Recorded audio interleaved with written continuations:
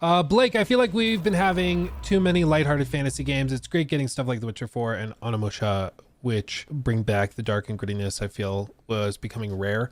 Yeah, I wonder, was there a really successful kind of lighthearted, silly fantasy game that would have kickstarted all this? Because usually, like when you see like Overwatch pops off, then we get a bunch of Overwatch clones.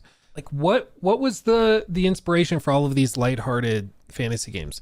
Fable? I don't know, because Fable, the last Fable game was like 15 years ago or whatever. Like it was a while back. Breath of the Wild, maybe.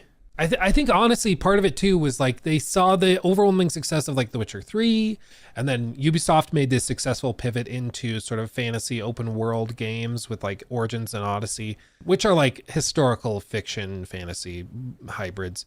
And so maybe other studios thought they could just do that too, but with all these other things, like it's just like I don't know what Dragon Age is. I don't know what that would have been inspired by. You think they're just influenced by Marvel? Maybe that's what it is. Maybe it's not even games. Maybe it is just freaking Marvel movies. They're like, you guys love Thor Ragnarok. What if we just do that? And everybody's just super sarcastic all of the time. I do think there is something to be said for the theory that Marvel movies specifically, and that writing infected gaming. Because all of those Marvel movies, when they were at their biggest, is right around the time all of these games were getting their scripts written. All these games that have been flopping recently over the last couple of years. So that's very possible.